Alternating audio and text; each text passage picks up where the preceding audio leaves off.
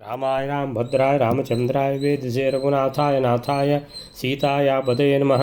मनोजवं मारुततुल्यवेगं जितेन्द्रियं बुद्धिमतां वरिष्ठं वातात्मजं वानरयोत्तमुख्यं श्रीरामदूतं शरणं प्रपद्ये। कृष्णाय यादवेन्द्राय ज्ञानमुद्राय योगिने नाथाय रुक्मिणेशाय नमो वेदान्तवेदिने। नारायणं नमस्कृत्य नरं चैव नरोत्तमं देवीं सरस्वतीं व्यासं ततो जयमुदीरयेत्। व्यासाय भवनाशाय श्रीशाय गुणराशे हृद्याय शुद्धविद्याय मध्वाय च नमो नमः। ಶ್ರೀಗುರುಭ್ಯೋ ನಮಃ. ಹರಿ ಓಂ. ನಾರದರು ಭಗವಂತನ ಮೇಲಿನ ಪ್ರೇಮದಿಂದ ಜರಾಸಂಧ ಯಾವಾಗ ಕೇಳಿದ್ನೋ, ನಾರದರೆ ಈ ಮಧುರಾಪುರಿ ಇದೆಯಲ್ಲ, ಇಲ್ಲಿಂದ ಎಷ್ಟು ದೂರ ಇದೆ? ಕೂಡಲೇ ನಾರದರಿಗೆ ಗೊತ್ತಾಯಿತು, ಓ ಇವನು ಅಲ್ಲಿಗೆ ಸಂಚು ಮಾಡ್ತಾ ಇದ್ದಾನೆ, ಅಂದರೆ ಮಧುರಾಪುರಿಗೆ. ಹೌದಾ, ಗದೆ ಬಿಸಾಡಬೇಕಾ ನಿನಗೆ? 101 ಯೋಜನೆ ಇರುವುದು. ಮನಸ್ಸಿನಲ್ಲಿ ಯೋಚನೆ ಮಾಡಿದರು 101.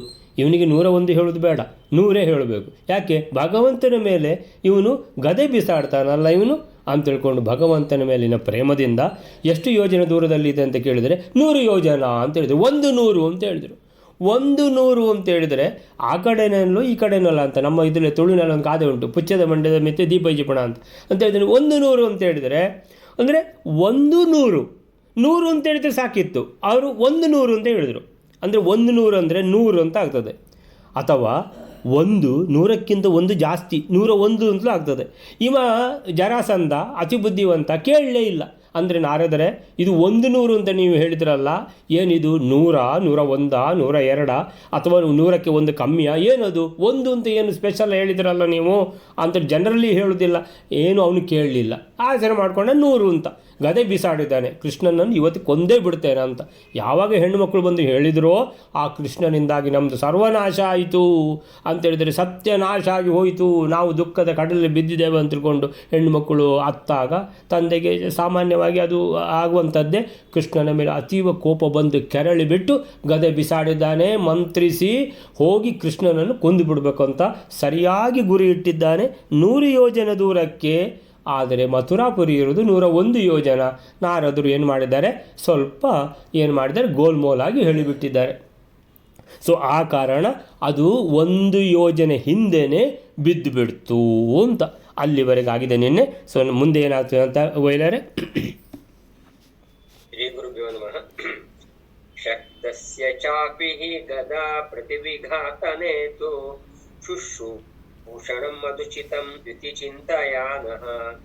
ವಿಷ್ಣೋರ್ಮುನಿಃ ಸ ನಿಜಗಾದ ಯೋಜನೋನಂ ವಿಷ್ಣೋರ್ಮುನಿಃ ಸ ನಿಜಗಾದಃ ಯೋಜನೋನಂ ಮಾರ್ಗಂ ಪುರೋ ಭಗವತೋ ಮಗದೇಶ ಪೃಷ್ಟಃ. 13ನೇ ಶ್ಲೋಕ. ಈ ಮೇಲಿನ ಶ್ಲೋಕದಿಂದ ಯಾರಿಗಾದರೂ ಏನಾದರೂ ಸಂಶಯ ಬಂದರೆ, ಅಂದ್ರೆ ಜರಾಸಂಧನ ಗದೆಯನ್ನು ಎದುರಿಸುವ ಶಕ್ತಿ ಈ ಭಗವಂತನಿಗೆ ಇಲ್ಲವೋ, ಅಥವಾ ಅದ್ಯಾಕೆ ಈ ತರ ನಾರದರು ಜರಾಸಂಧನಿಗೆ 101 ಯೋಜನೆ ಅಂತ ಗೊತ್ತಿದ್ರು 100 ಯೋಜನೆ ಹೇಳಿದ್ರು ಅಂತ ಸಂಶಯ ಬಂದ್ರೆ, ಅದಕ್ಕೆ ಇಲ್ಲಿ ಮಧ್ವಾಚಾರ್ಯರು ನಿರ್ಣಯ ಕೊಡ್ತಾ ಇದ್ದಾರೆ, ಆತರ ಏನೂ ಇಲ್ಲ. ಭಗವಂತನು ಸರ್ವ ಸಮರ್ಥ, ಎಲ್ಲವನ್ನು ಎದುರಿಸಲಿಕ್ಕೆ ಸರ್ವಶಕ್ತನಾದವನು. ಇಲ್ಲಿ ಹೇಳ್ತಾ ಇದ್ದಾರೆ, ಜರಾಸಂಧನು ನಾರದರಿಗೆ ಮಗಧ ದೇಶವು ಮಧುರಾ ಪಟ್ಟಣದ ಎಷ್ಟು ದೂರ ಅಂತ ಹೇಳಿದಾಗ 101 ಯೋಜನೆ ಅಂತ ಗೊತ್ತಿದ್ರು 100 ಯೋಜನೆ ಅಂತ ಹೇಳಿದ್ರು. ಅದ್ಯಾಕೆ ಹೇಳಿದ್ರು ಅಂದ್ರೆ, ಅವರಿಗೆ ಗೊತ್ತು, ಅಂದ್ರೆ ಭಗವಂತನು ಗದೆಯನ್ನು ಎದುರಿಸುವ ವಿಷಯದಲ್ಲಿ ಸರ್ವಶಕ್ತನಾಗಿದ್ದಾನೆ. ಆದರೂ ನಾರದರು ಯೋಚನೆ ಮಾಡ್ತಾರೆ, ಭಗವಂತನಿಗೆ ಗದಾಘಾತವಾಗುವ ಪರಿಹಾರವು ನನ್ನ ಕಡೆಯಿಂದ ಆಗುವ ಒಂದು ಚಿಕ್ಕ ಸೇವೆ ಅಂತ ಅವರು ತಿಳಿದು ಆ ರೀತಿ ಹೇಳುತ್ತಾರೆ. ಹೀಗೆ ಆಲೋಚಿಸುವವರಾಗಿ ಶ್ರೀಹರಿಪಟ್ಟಣವಾದ ಮಧುರೆಗೆ ಯೋಜನದಿಂದ 1 ಯೋಜನೆ ಕಡಿಮೆವಾದ ಮಾರ್ಗವನ್ನು ಜರಾಸಂಧನಿಗೆ ಹೇಳುತ್ತಾರೆ. ಶಕ್ತಸ್ಯ ಚಾಪಿ ಗದಾ ಪ್ರತಿಘಾತನೇತು ಶುಶ್ರೂಷಣಂ ಮಧುಚಿತಂ ತ್ವಿತಿ ಚಿಂತಯಾನಃ. ವಿಷ್ಣೋರ್ಮುನಿಸ್ಸ ನಿಜಗಾದಹಿ ಯೋಜನೋನಂ ಮಾರ್ಗಂ ಪುರೋ ಭಗವತೋ ಮಗಧೇಶ ಪೃಷ್ಟಃ. ಶಕ್ತಸ್ಯ ಚ ಅಪಿ ಹಿ ಗದಾ ಪ್ರತಿಘಾತನೆ ಅಥವಾ ಗದಾ ಪ್ರತಿವಿಘಾತನೆ ಸೊ ಸುಲಭ ಇರುವಂಥದ್ದು ಗದಾ ಪ್ರತಿಘಾತನೆ ತು ಗದೆಯ ಪ್ರತಿಘಾತನವನ್ನು ಸಹಿಸಿಕೊಳ್ಳುವಂತಹ ಶಕ್ತಿ ಕೃಷ್ಣ ಪರಮಾತ್ಮನಿಗೆ ಇಲ್ವಾ ಅಂತ ಹೇಳಿದರೆ, ಅರೆ ಕೃಷ್ಣ ಪರಮಾತ್ಮ ಭಗವಂತನಿಗೆ ಯಾವ ಶಕ್ತಿ ಇಲ್ಲ ಅಂತ, ಎಲ್ಲ ಶಕ್ತಿಯೂ ಇದೆ, ಇದರ ಯಾವ ಲೆಕ್ಕ ಈ ಗದೆಯಲ್ಲ. ಸೊ ಶಕ್ತಸ್ಯ ಸರ್ವಸಮರ್ಥನಾದ ಭಗವಂತ ಶಕ್ತ ಅಂತೇಳಿದರೆ ಗದೆಯನ್ನು ಸಹಿಸಿಕೊಳ್ಳುವಂಥ ಶಕ್ತಿಯೂ ಉಂಟು, ಅದೇ ಗದೆಯನ್ನು ವಾಪಸ್ ಕಳಿಸುವಂಥ ಶಕ್ತಿಯೂ ಉಂಟು, ಎಲ್ಲ ಶಕ್ತಿಯೂ ಇರುವಂಥ ಶ್ರೀಕೃಷ್ಣ ಪರಮಾತ್ಮ ಶಕ್ತಸ್ಯ ಚಾಪಿ. ಹಾಗಾದರೆ ನಾರದರಿಗೆ ಗೊತ್ತಿಲ್ವಾ ಭಗವಂತನಿಗೆ ಎಲ್ಲ ಶಕ್ತಿ ಇದೆ ಅಂತ? ಗೊತ್ತಿದೆ, ಆದರೂ ಇವನು ಯಾಕೆ ಬಿಸಾಡಬೇಕು? ಇವನಿಗೆ ಭಗವಂತನ ಮೇಲೆ ಬಿಸಾಡುವಷ್ಟು ಉದ್ದಾಟತ ಏನು? ಆದ್ದರಿಂದ ಇವನು ಫೈಲೇ ಆಗಬೇಕು.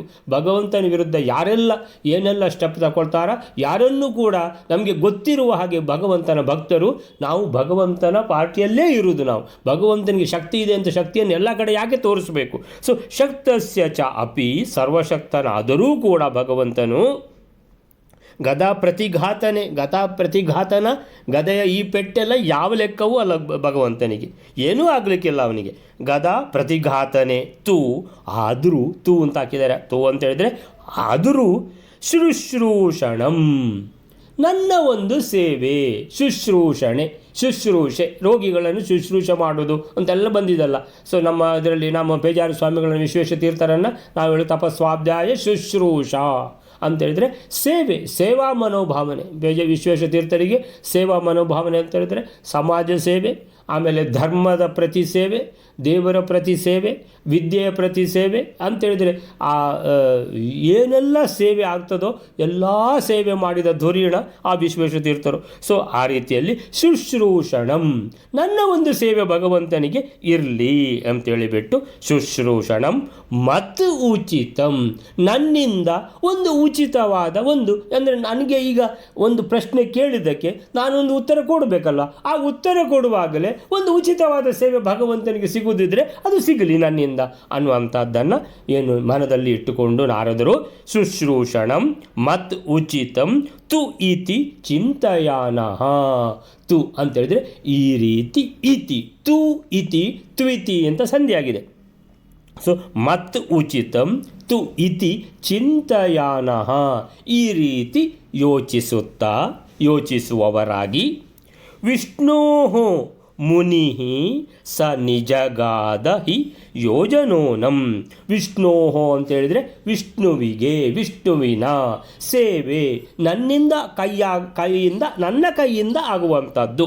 ಮತ್ತು ಉಚಿತಂ ಅಂದ್ರೇನು? ನನ್ನ ಕೈಯಿಂದ ಆಗುವಂಥ ಸೇವೆ, ನನ್ನಿಂದ ಇಷ್ಟೇ ಸೇವೆ ಆಗೋದು ಭಗವಂತ, ಆದರೂ ಸರಿ ನಾನು ಒಂದು ಸೇವೆ ಮಾಡಿಯೇ ಬಿಡ್ತೇನೆ ನಿಮಗೆ ಅಂತೇಳಿದರೆ, ಸಣ್ಣದಾಗಲಿ ದೊಡ್ಡದಾಗಲಿ ನನ್ನಿಂದ ಇಷ್ಟೇ ಆಗೋದು ನಾನು ಮಾಡ್ತೇನೆ ಅಂತ ಹೇಳ್ಕೊಂಡು ಮಾಡಿದ್ದಾರೆ. ವಿಷ್ಣೋ ಮತ್ತು ಉಚಿತಂ ಶುಶ್ರೂಷಣಂ ತು ಇತಿ ಚಿಂತಯಾನಃ, ಈ ರೀತಿ ಚಿಂತಿಸುತ್ತಾ, ಈ ರೀತಿ ಯೋಚಿಸುತ್ತಾ ಮುನಿ ಅಂದರೆ ನಾರದ ಮುನಿಗಳು ನಿಜಗಾದ ಹೇಳಿದ್ದಾರೆ ಪ್ರಶ್ನೆಗೆ ಉತ್ತರವಾಗಿ. ಏನಂತ? ಯೋಜನೋನಂ ಅಂತೇಳಿದರೆ ಯೋಜನ ಊನಂ ಗುಣಸಂಧಿ, ಆ ಪ್ಲಸ್ ಓ. ಸೊ ಯೋಜನೋನಂ, ಒಂದು ಯೋಜನೆ ಕಡಿಮೆ ಮಾಡಿ ಹೇಳಿದ್ದಾರೆ. ಅಂದರೆ ಹೋಗಿ ಎಲ್ಲಿ ಬೀಳಬೇಕೋ ಅದಕ್ಕಿಂತ ಮೊದಲೇ ಒಂದು ಯೋಜನೆ ಮೊದಲೇ ಬಿದ್ದು ಬಿಟ್ಟಿದೆ. ಯಾವುದು? ಗದೆ. ವಿಷ್ಣೋ ಇತಿ ಚಿಂತಯಾನಃ ಮುನಿ ಸ ನಿಜಗಾದ ಹೇಳಿದ್ದಾರೆ. ಏನಂತ? ಯೋಜನ ಊನಂ, 101 ಯೋಜನೆ ಇರುವುದನ್ನು 100 ಅಂತ ಹೇಳಿಬಿಟ್ಟಿದ್ದಾರೆ. ಅಂತೇಳಿದರೆ 100 ಅಂತ ಹೇಳಿದರೆ ಸಾಮಾನ್ಯವಾಗಿ ಏನು ತಿಳ್ಕೊಳ್ತಾರೆ? 100 ಅಂತ ತಿಳ್ಕೊಳ್ತಾರೆ. ಅದೇ ರೀತಿ ಜರಾಸಂಧ ತಿಳ್ಕೊಂಡಿದ್ದಾನೆ. ಹಾಗೆ ಗದೆಯನ್ನು ಬಿಸಾಡಿದ್ದಾನೆ ಸರಿಯಾಗಿ.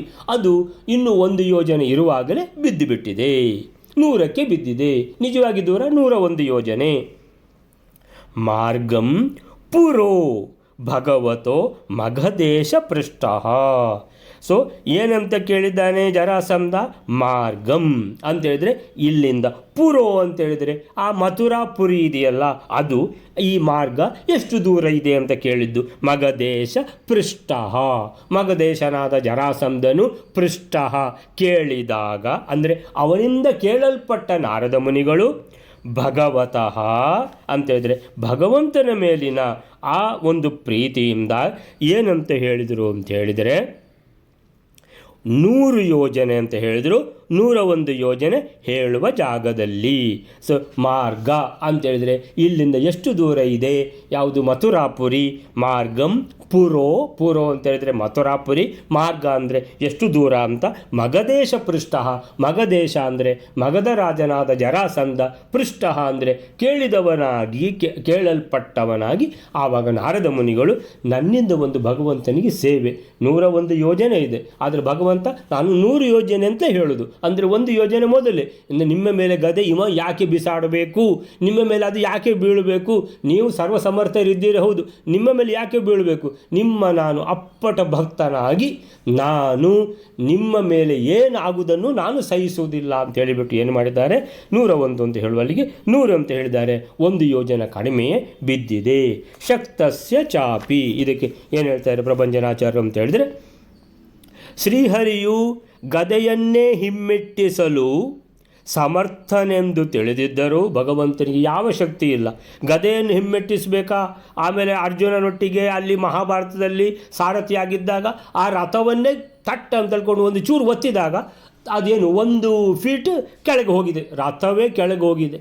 ಯಾಕೆ? ಆ ಸರ್ಪಾಸ್ತ್ರ ಬಿಟ್ಟದ್ದು ಕಾರಣ ಸೀದಾ ಅರ್ಜುನನ ಕುತ್ತಿಗೆ ಹಾರಿಸಿಕೊಂಡು ಹೋಗ್ತಿತ್ತದು. ಏನು ಮಾಡಿದರೂ ತಡೀಲಿಕ್ಕೆ ಆಗ್ತಿರಲಿಲ್ಲ. ಆದರೆ ಏನು ಮಾಡಿದ ಭಗವಂತ? ಸಾರಥಿಯಾಗಿದ್ದು ಆ ರಥವನ್ನು ಒಂಚೂರು ಜಸ್ಟ್ ಮುಟ್ಟಿದಷ್ಟೇ ಕೆಳಗೆ ಹೋಗಿಬಿಡ್ತದು. 1 ಫೀಟ್ ಕೆಳಗೆ ಹೋಯಿತು ರಥ ಅಂತೇಳಿದರೆ ಸರ್ಪಾಸ್ತ್ರ ಕುತ್ತಿಗೆಗಿಟ್ಟದ್ದು ಕಾರಣ ಅರ್ಜುನನ ಕಿರೀಟನ ಹಾರಿಸಿಕೊಂಡು ಹೋಯಿತು. ಯಾಕಂತೇಳಿದರೆ 1 ಫೀಟ್ ರಥವೇ ಕೆಳಗೆ ಹೋಗುವಾಗ ಏನಾಗಿದೆ? ಕುತ್ತಿಗೆ ಜಾಗಕ್ಕೆ ಬಂದು ಬೀಳುವಂಥದ್ದು ಅದು ಬಿದ್ದಿದೆ ಕಿರೀಟವನ್ನು ಹಾರಿಸಿಕೊಂಡು ಹೋಯಿತು. ಅಂದರೆ ಭಗವಂತ ಇಲ್ಲದಿದ್ದರೆ ಅರ್ಜುನ ಉಳಿತಿದ್ನ ಅಂತ ಹೇಳ್ಕೊಂಡು ಭಗವಂತನಿಗೆ ಎಂಥ ಶಕ್ತಿಯೆಲ್ಲ ಇದೆ ಅಂತೇಳಿದರೆ ಇದನ್ನು 1 ಫೀಟ್ ಕೆಳಗೆ ಇಳಿಸಬೇಕು ಅನ್ನುವಂಥದ್ದನ್ನು ಊಹಿಸಿಯಾಗಿದೆ ಅಂತೇಳಿದರೆ ಈಗ ಅದು ಬಂದು ಇವನ ಅರ್ಜುನನ ಕುತ್ತಿಗೆಗೆ ಇಟ್ಟಿದ್ದಾನೆ ಕರ್ಣ ಅನ್ನುವಂಥದ್ದು ತಿಳಿದಾಗಿದೆ.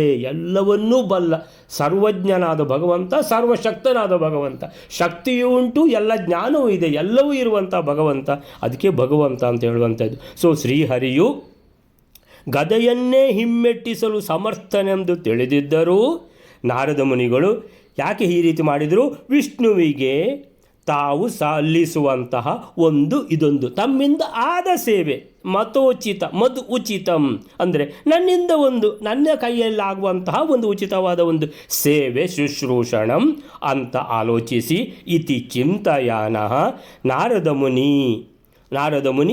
ಮುನಿ ಏನು ಮಾಡಿದರು? ಜರಾಸಂಧ ಕೇಳಿದಾಗ ಮಗದೇಶ ಪೃಷ್ಠ ಮಥುರೆಯ ದೂರವನ್ನು ಮಾರ್ಗಂ ಪುರೋ ಅಂದರೆ ಮಥುರಾಪುರಿ, ಆ ಮಾರ್ಗ ಎಷ್ಟು ದೂರ ಇದೆ ಅಂತ ಅದನ್ನು ಯೋಜನೋನಂ 1 ಯೋಜನ ಕಡಿಮೆಯಾಗಿ ತಿಳಿಸಿದರು. ನಾರದರು ಹಾಗೆ 1 ಯೋಜನೆ ಕಡಿಮೆ ಎಂಬ ಅರ್ಥದಲ್ಲಿ ಹೇಳಲು ಗದೆಯಿಂದ ಕೃಷ್ಣನನ್ನು ಸಂರಕ್ಷಿಸಬೇಕು ಅಂತ ಅಲ್ಲ.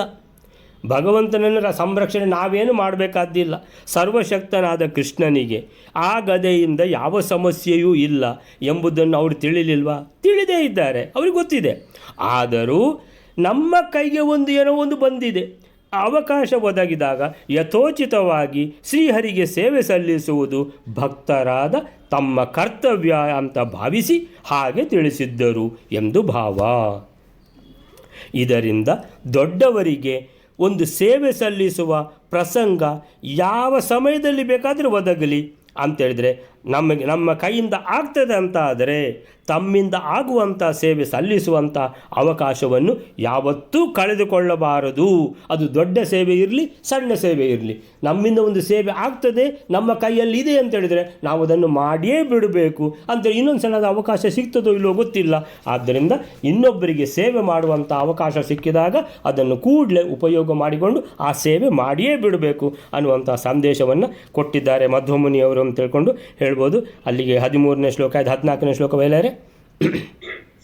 ಶಿಪ್ತಾತು ಸಾ ಭಗವತೋತ ಗದಾಜರಾಖ್ಯಾಂ ತತ್ಸಂಧಿನಿ ಮಸುಭಿರಾಶು ವಿಯೋಜ್ಯ ಪಾಪಾಂ ಮರ್ತ್ಯಾಶನೀಂ ಭಗವತ ಪುನರಾಜ್ಞಯೈವ ಯಾತಾ ಗಿರೀಶ ಸದನಂ ಮಗಧಂ ವಿಸೃಜ್ಯ. ಹಾಗಾದರೆ ಜರಾಸಂಧನು ಆ ಕೃಷ್ಣನಿಗೋಸ್ಕರ ಆ ಬಿಸಾಕಿದ ಗದೆ ಅದು ಮುಂದೆ ಏನಾಯ್ತು ಅಂತ ಒಂದು ಸ್ವಾರಸ್ಯಕರವಾದ ಒಂದು ಕಥೆಯನ್ನು ಇಲ್ಲಿ ಆಚಾರ್ಯರು ಹೇಳ್ತಾ ಇದ್ದಾರೆ. ನಾರದನು ಜರಾಸಂಧನಿಗೆ 100 ಯೋಜನ ದೂರದಲ್ಲಿ ಮಧುರಾ ನಗರ ಇದೆ ಅಂತ ಹೇಳಿದ್ಮೇಲೆ ಆ ಜರಾಸಂಧನು ಪರಮಾತ್ಮನಿಗೋಸ್ಕರ ಅವನನ್ನು ಕೊಲ್ಲಲಿಗೋಸ್ಕರ ಗದೆಯನ್ನು ಬಿಸಾಡುತ್ತಾನೆ. ಆದರೆ ಆ ಗದೆ ಏನಾಯ್ತಂದ್ರೆ ಜರಾಸಂಧನನ್ನು ಅವನಿಗೆ ಮರುಜೀವವನ್ನು ಕೊಟ್ಟಂತಹ ಅವನ ತಾಯಿ, ಅಂದ್ರೆ ಅವನು 2 ತುಂಡಾಗಿ ಬಿದ್ದಾಗ ಅವನನ್ನು ಪುನಃ ಕೂಡಿಸಿ ಅವನಿಗೆ ಜೀವ ಕೊಟ್ಟಂತಹ ತಾಯಿ ಮನುಷ್ಯರನ್ನೇ ಭೋಜನಕ್ಕಾಗಿ ಆಹಾರವಾಗಿ ತಿನ್ನುತ್ತಿದ್ದ ಆ ಪಾಪಿಷ್ಠಳಾದ ಜರ ಎನ್ನುವ ಆ ರಾಕ್ಷಸಿಯು ಆ ಗದೆಯಿಂದ ಸಂಹರಿಸಲ್ಪಟ್ಟಳಂತೆ. ಆ ಗದೆಯು ಅವಳನ್ನು ಸಾಯಿಸಿತು ಮತ್ತು ಜರಾಸಂಧನನ್ನು ಬಿಟ್ಟು ಪುನಃ ಶ್ರೀಹರಿಯ ಆಜ್ಞೆಯಂತೆ ಉಮಾಪತಿಯಾದ ರುದ್ರನ ಮಂದಿರದ ಕಡೆಗೆ ಹೊರಟು ಹೋಯಿತು. ಕ್ಷಿಪ್ತಾ ತು ಸಾ ಭಗವತೋಥ ಗದಾಜರಾಖ್ಯಾಂ ತತ್ಸಂಧಿನೀಂ ಅಸುಭಿರಾಶು ವಿಯೋಜ್ಯ ಪಾಪಾಂ ಮರ್ತ್ಯಾಶನೀಂ ಭಗವತಃ ಪುನರಾಜ್ಞಯೈವ ಯಾತಾ ಗಿರೀಶ ಸದನಂ ಮಗಧಂ ವಿಸೃಜ್ಯ. ಕ್ಷಿಪ್ತಾ ತು ಸಾ ಭಗವತಃ ಅಥ ಗದಾ, ಆ ಗದ ಅಂತೇಳಿವೆ ರುದ್ರದೇವರಿಂದ ವರವಾಗಿ ಕೊಡಲ್ಪಟ್ಟ ಆ ಅಮೋಘವಾದ ಗದೆ ಮಗಧ ರಾಜ ಜರಾಸಂಧ ಶ್ರೀಕೃಷ್ಣನನ್ನು ಕೊಲ್ಲಬೇಕಂತ ಕ್ಷಿಪ್ತ ಬಿಸಾಡಿದ್ದಾನೆ. ಎಸೆಯಲ್ಪಟ್ಟ ಸಾ ಗದ, ಆ ಗದೆ ಇದೆಯಲ್ಲ ಅದು ಭಗವತಃ ಅಂತೇಳಿದರೆ ಭಗವಂತನನ್ನು ಹುಡುಕಿಕೊಂಡು ಹೋಗಿದೆ. ಅದು ಅವನಿಗೋಸ್ಕರನೇ ಎಸೆದದ್ದು. ಯಾರು? ಈ ಮಗಧ ರಾಜ. ಅಥ ಏನಾಯಿತದು? ಗದ ಜರಾಖ್ಯಾಂ, ಜರ ಅಂತೇಳಿದರೆ ಆ ರಾಕ್ಷಸಿಯ ಹೆಸರು ಜರಾಖ್ಯಾಂ ಅಂದರೆ ಜರ ಎಂಬ ಹೆಸರಿನ ಜರಾಖ್ಯಾಂ. ತತ್ ಸಂಧಿನೀಂ, ತತ್ ಅಂತೇಳಿದರೆ ಈ ಮಗಧ ರಾಜನನ್ನು ಸಂಧಿನೀಂ. ಏನಿದು ಸಂಧಿನೀಂ ಅಂತೇಳಿದರೆ? ಸಂಧಿ ಅಂತೇಳಿದರೆ ಎರಡನ್ನು ಕೂಡಿಸುವುದು ಅಂತ. ಎರಡನ್ನು ಕೂಡಿಸುವುದು, ಜರಾಸಂಧನನ್ನು ಎರಡನ್ನು ಕೂಡಿಸುವುದು ಅಂದರೆ ಏನಂತ ಹೇಳಿದರೆ, ಈ ಜರಾಸಂಧ ಹೇಗೆ ಹುಟ್ಟಿದ ಅಂತೇಳಿದರೆ ಇವನ ಅಪ್ಪ ಅಂತೇಳಿದರೆ ಅವನ ಹೆಸರೆಲ್ಲ ಉಂಟು, ಈಗ ನನಗೆ ನೆನಪು ಬರ್ತಾ ಇಲ್ಲ. ಅವನು ಏನು ಮಾಡಿದ್ದಾನೆ, ಅವನು ಪುತ್ರ ಕಾಮೇಷ್ಟಿ ಅವನೊಂದು ಯಾಗ ಮಾಡಿದ್ದಾನೆ. ಯಾಗ ಮಾಡಿ ಮಗ ಹುಟ್ಟಬೇಕು ಅಂತ ಹೇಳ್ಕೊಂಡು ಮಗ ಹುಟ್ಟಬೇಕಂತ ಯಾಗ ಮಾಡಿ ಏನು ಮಾಡಿದ್ದಾರೆ, ಆ ಯಾಗದ ಕೊನೆಯಲ್ಲಿ ಒಂದು ಪಾಯಸ ಅಂತ ಕೊಡ್ತಾರೆ. ಅದಕ್ಕೆ ಹಾಕಿದ ಹವಿಸ್ಸನ್ನೇ ಸ್ವಲ್ಪ ಕೊಟ್ಟು ಬಿಡ್ತಾರೆ. ಯಾರಿಗೆ? ಇದನ್ನು ನಿಮ್ಮ ಹೆಂಡತಿಗೆ ಕೊಡಿ, ಆ ಕೊಟ್ಟು ಕೂಡಲೇ ಅವಳು ಬಸಿರಾಗ್ತಾಳೆ ಅನ್ನುವಂಥದ್ದು ಅದರ ಯಾಗದ ನಿಯಮ. ಹಾಗೆ ಕೊಟ್ಟಿದ್ದಾರೆ. ಜರಾಸಂಧ ತನ್ನ ಹೆಂಡತಿ ಕೊಟ್ಟಿದ್ದಾನೆ ಆ ಪಾಯಸದ ಬಟ್ಟಲನ್ನು. ಆ ಹೆಂಡತಿ ಏನು ಮಾಡಿದ್ದಾಳೆ, ಅವಳಿಗೆ ಇನ್ನೂ ಒಬ್ಬಳು ಅವಳಿಗೆ ಗೆಳತಿ ಇದ್ಲು ಏನೋ ಕಾಣ್ತದೆ. ಆಯಿತಾ? ಇದು ಅರ್ಧ ಸರಿಯಾಗಿ ಬರ್ತಾ ಇಲ್ಲ ಇದು ಕತೆ. ಅಂತೂ ಒಟ್ಟಾರೆ ಹೀಗೆ ಇರುವಂಥದ್ದು. ಅದು ಅರ್ಧ ಅವಳು ಕೂಡುದು, ಏನದು ಇಬ್ಬರು ಹೆಂಡತಿಯರ. ಹಾಂ. ಸೊ ಅವಳು ಏನು ಮಾಡಿದ್ದಾಳೆ, ಅವಳು ಇನ್ನೊಬ್ಬಳು ತನ್ನ ಯಾರದು ಹೆಂಡತಿ, ಅವನ 2 ಹೆಂಡತಿ ಅಂತ ಇವಳಿಗೆ ತಂಗಿಯೇ ಆಗ್ತಾಳೆ. ಸೊ ತಂಗಿಗೆ ಕೊಟ್ಟಿದ್ದಾಳೆ. ಅರ್ಧ ತಾನು ತಿಂದು, ಅರ್ಧ ಅಂತ ಹೇಳಿದ್ರೆ ಬಹಳ ಉದಾರವಾದ ಪಾಠ ಅವಳು. ಯಾಕೆಂದರೆ ಮಹಾರಾಣಿಗೆ ಅದು ತಿನ್ನುವಂಥದ್ದು ಹಕ್ಕಿರುವಂಥದ್ದು. ಅವಳು ಬಹಳ ಉದಾರ ಮನಸ್ಸಿಂದ ಅವಳ ತಂಗಿಗೂ ಅಂದರೆ ಜರಾಸಂಧನ ತಂದೆಯ ಇನ್ನೊಂದು ಹೆಂಡತಿಗೂ ಮಹಾರಾಣಿ ಕಿರಿಯ ರಾಣಿಗೂ ಕೂಡ ಕೊಟ್ಟಿದ್ದಾಳೆ ಅಂತ ಅದರ ಅರ್ಥ. ಸೊ ಇಬ್ಬರು ಅರ್ಧ ಪಾಯಸ ತಿಂದಿದ್ದಾರೆ. ಏನಾಯಿತು, ಇಬ್ಬರೂ ಬಸಿರಾಗಿದ್ದಾರೆ, ಇಬ್ಬರೂ ಹೆತ್ತಿದ್ದಾರೆ. ಅರ್ಧ ಇವಳು ಹೆತ್ತಿದ್ದಾಳೆ, ಅರ್ಧ ಅವಳು ಹೆತ್ತಿದ್ದಾಳೆ. ಎಲ್ರಿಗೂ ವಿಸ್ಮಯ. ಇದು ಏನಿದು, ಅಲ್ಲಿ ಜೀವ ಇಲ್ಲ, ಇಲ್ಲಿ ಸಹ ಜೀವ ಇಲ್ಲ. ಏನು ಮಾಡಿದರು? ಅಯ್ಯೋ ಕರ್ಮ ಅಂತ ಹೇಳ್ಕೊಂಡು ಎಲ್ಲರೂ ಮಗು ಹುಟ್ಟಿತು ಅಂತ ಹೇಳ್ಕೊಂಡು ಸಂತೋಷ ಇರುವ ಕಡೆಯಲ್ಲಿ ಎಲ್ರಿಗೂ ದುಃಖ ಆಗಿ ತೆಗೆದು ಬಿಸಾಡಿದರು. ಅಂತೇಳಿ ಉಪಯೋಗ ಇಲ್ಲದನ್ನು ಇಟ್ಕೊಂಡು ಏನು ಮಾಡೋದು ಅಂತ ಹೇಳ್ಕೊಂಡು ಬಿಸಾಡಿದ್ದಾರೆ. ಬಿಸಾಡಿದ್ದನ್ನು ಆ ಜರ ಅನ್ನುವಂಥ ರಾಕ್ಷಸಿ ಅವಳಿಗೆ ಗೊತ್ತಾಯಿತು. ಓ, ಇದು ಅರ್ಧ ಹೀಗೆ ಅಂತ ಹೇಳ್ಕೊಂಡು ಯೋಚನೆ ಮಾಡಿ ಏನು ಮಾಡಿದ್ಲು, ಇದನ್ನು ಕೂಡಿಸಿದರೆ ಏನಾಗ್ತದೆ, ಇದು ಒಂದು ಇಡೀ ಆಗ್ತದೆ ಅಂತ ಹೇಳ್ಕೊಂಡು ಕೂಡಿಸಿ ಜರ ಅನ್ನುವಂಥ ರಾಕ್ಷಸಿ ಈ 2 ಅಂತೇಳಿದರೆ ಇಲ್ಲದಿದ್ದರೆ ಜೀವವೇ ಇಲ್ಲದ ಆ ಒಂದೇ ಮಗುವಿನ 2 ಪಾರ್ಟ್ಸ್ ಅಂತೇಳಿದ್ರೆ ಮೇಲಿಂದ ಕೆಳಗುವರೆಗೆ ಅರ್ಧ ಅರ್ಧ. ಸೊ ಆ ಅರ್ಧವನ್ನು ಈ ಅರ್ಧದ ಒಟ್ಟಿಗೆ ಆ ರಾಕ್ಷಸಿ ಜರ ಅನ್ನುವಂಥ ಹೆಸರಿನ ಜರಾಖ್ಯಾಂ ಆ ರಾಕ್ಷಸಿ ಏನು ಮಾಡಿದ್ದಾಳೆ, ಒಟ್ಟುಗೂಡಿಸಿದ್ದಾಳೆ. ಇಲ್ಲಿ ಜರಾಸಂಧ, ಜರ ಎನ್ನುವ ರಾಕ್ಷಸಿಯಿಂದ ಸಂಧಿಸಲ್ಪಟ್ಟವನು ಜರಾಸಂಧ ಅಂತ ಆಗಿಬಿಟ್ಟ. ಅಂತೇಳಿದರೆ ಹಾಗಾದರೆ ಈಗ ಜರೆಯನ್ನು ನೀವು ಹೇಗೆ ನೋಡಿಕೊಳ್ತಾ ಇದ್ದಾನೆ ಅಂತೇಳಿದರೆ ತನ್ನ ತಾಯಿಯಾಗೆ ನೋಡಿಕೊಳ್ತಾನೆ ಜರಾಸಂಧ. ಸೊ ಜರಾಸಂಧ ಈಗ ಆ ಜರ ಅನ್ನುವಂಥ ರಾಕ್ಷಸಿಯನ್ನು ತತ್ಸಂಧಿನೀಂ, ಜರಾಸಂಧನಿಗೆ ಜೀವ ಕೊಟ್ಟವಳು ಅಂತೇಳಿದರೆ, ಇಲ್ಲದಿದ್ದರೆ ಅವನು ಹೆಣ ಆಗಿದ್ದ ಹುಟ್ಟುವಾಗ. ಸೊ ಜರಾಖ್ಯಾಂ ತತ್ಸಂಧಿನೀಂ ಅಸುಬಿಹಿ ಆಶು ವಿಯೋಜ್ಯ. ಈ ಗದೆ ಏನು ಮಾಡಿತು, ಹೋಗಿ ಹೋಗಿ ಆ ಜರೆಯ ಮೇಲೆ ಬಿತ್ತು. ಅಸುಬಿಹಿ ಬಿದ್ದು ಏನು ಮಾಡಿತದು ಅಂತೇಳಿದರೆ, ಅಸುಬಿಹಿ ವಿಯೋಜ್ಯ ಪಾಪಾಂ ಅಂತೇಳಿದರೆ ಅವಳು ಎಂಥ ರಾಕ್ಷಸಿ ಅಂತೇಳಿದರೆ, ಜರಾಖ್ಯಾಂ ಪಾಪಾಂ ಮರ್ತ್ಯಾಶನೀಂ.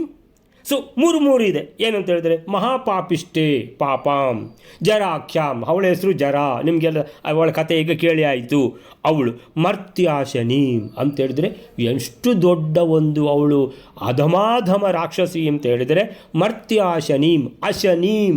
ಅಶನೀಂ ಅಂತೇಳಿದ್ರೆ ಏನು, ಊಟ ಅಂದರೆ ಊಟಕ್ಕೆ ಅಶನ ಅಂತ ಹೇಳೋದು. ಸೊ ಅಶನೀಂ ಅಂದರೆ ಏನು ಊಟ ಮಾಡ್ತಿದ್ಲು, ಮರ್ತ್ಯ ಅಂದರೆ ಮನುಷ್ಯರನ್ನೇ ತಿಂದು ಊಟ ಮಾಡ್ತಾ ಇರುವವಳು ಅವಳು. ಅಂತಹ ಯಾರು ಈ ಜರ ಅನ್ನುವಂಥ ರಾಕ್ಷಸಿ, ಮರ್ತ್ಯಾಶನೀಂ ಪಾಪಾಂ ಜರಾಖ್ಯಾಂ ಅವಳನ್ನು ಅಸುಬಿಹಿ ವಿಯೋಜ್ಯ. ಆಶು ಅಂತೇಳಿದ್ರೆ ಈ ಗದೆ ಹೋಗಿ ಕೂಡಲೇ ಏನು ಮಾಡ್ತು, ಅವಳನ್ನು ಸಂಹಾರ ಮಾಡಿತು. ಹೇಗೆ ಸಂಹಾರ ಮಾಡಿತು ಅಂತೇಳಿದರೆ, ಅವಳನ್ನು ಅಸುಬಿಹಿ ವಿಯೋಜ್ಯ. ಅಸುಬಿಹಿ ವಿಯೋಜ್ಯ ಅಂತೇಳಿದರೆ ಅವಳ ಕುತ್ತಿಗೆಯನ್ನು ಒತ್ತಿ ಹಿಡಿದಾಗೆ. ಅಸು ಅಂತೇಳಿದ್ರೆ ಏನು, ಪ್ರಾಣ.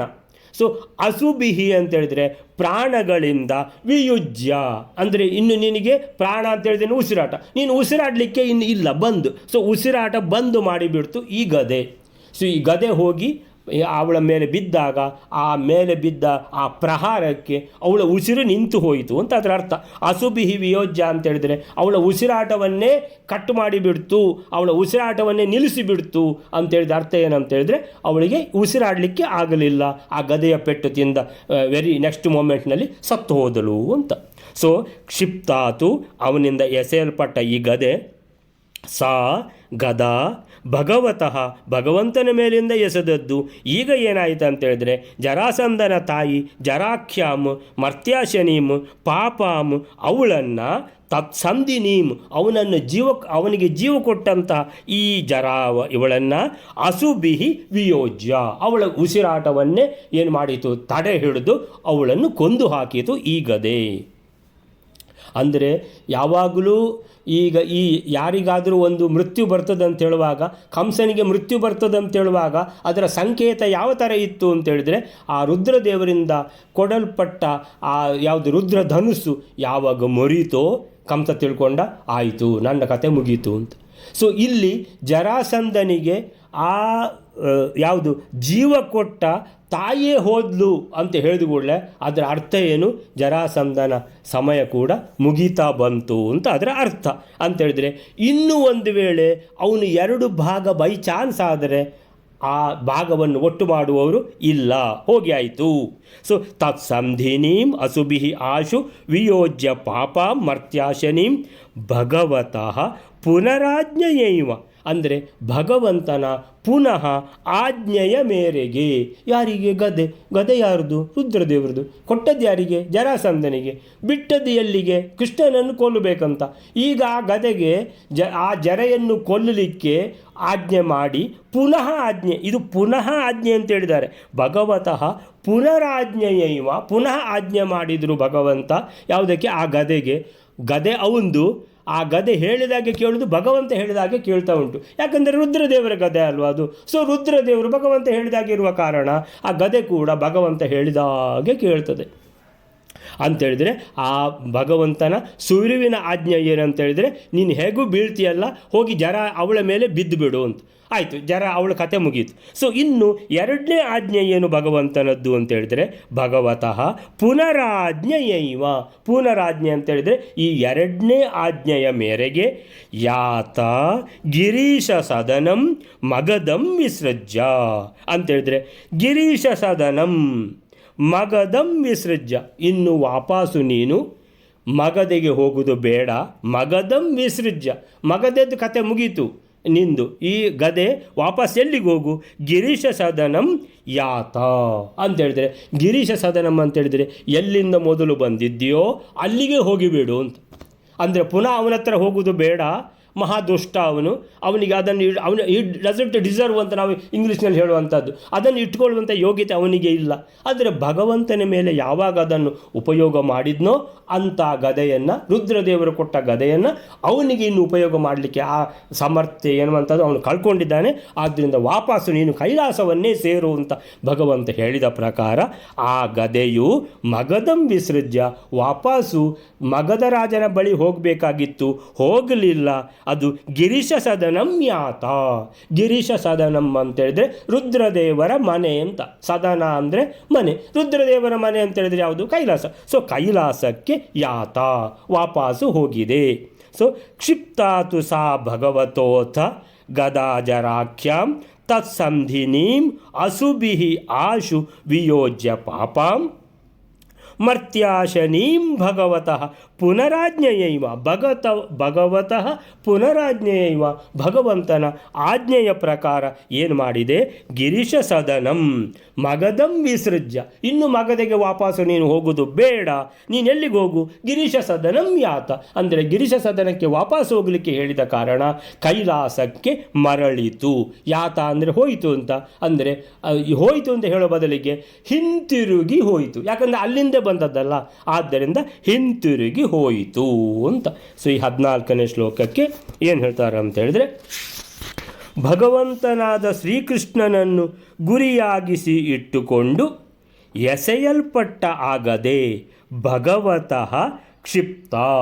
ಭಗವಂತನಿಗೋಸ್ಕರ ಎಸೆಯಲ್ಪಟ್ಟ ಆಗದೆ ಭಗವಂತನನ್ನು ಕೊಲ್ಲಬೇಕು ಅಂತ, ಶ್ರೀಕೃಷ್ಣನನ್ನು ಕೊಲ್ಲಬೇಕಂತ ಎಸೆಯಲ್ಪಟ್ಟ ಆಗದೆ ಜರೆ ಎಂಬ ಹೆಸರಿನ ಅವನ ದೇಹದ 2 ಸೀಳುಗಳನ್ನು ಅವನು ಹುಟ್ಟಿದಾಗ ಒಂದುಗೂಡಿಸಿದ್ದ ನರಭಕ್ಷಕಿಯಾದ, ನರಭಕ್ಷಕಿ ಅಂತ ಹೇಳಿದರೆ ಮರ್ತ್ಯಾಶನೀಂ ಪಾಪಿಷ್ಟಳಾದ, ಪಾಪಾಂ ಆ ಜರ ಅನ್ನುವಂಥ ರಾಕ್ಷಸಿಯ ಪ್ರಾಣಗಳನ್ನು ತೆಗೆದು ಅಸುಬಿಹಿ ವಿಯೋಜ್ಯ ಅಂದರೆ ಕುತ್ತಿಗೆ ಒತ್ತಿ ಹಿಡಿದು ಅಂತೇಳಿದರೆ ಪ್ರಾಣಗಳನ್ನು ತೆಗೆದು ಉಸಿರಾಟ ನಿಲ್ಲಿಸಿ ಭಗವಂತನಾದ ಶ್ರೀಕೃಷ್ಣನ ಪುನರಾದೇಶದಂತೆ ಭಗವತಃ ಪುನರಾಜ್ಞೆಯೈವ ಅಂದರೆ ಪುನಃ ಆದೇಶ ಅಂತ ಹೇಳಿದ ಕೂಡಲೇ ನಮಗೆ ಸಂದೇಹ ಬರಬೇಕು. ಹಾಗಾದರೆ ಸುರುವಿನ ಆದೇಶ ಯಾವುದು?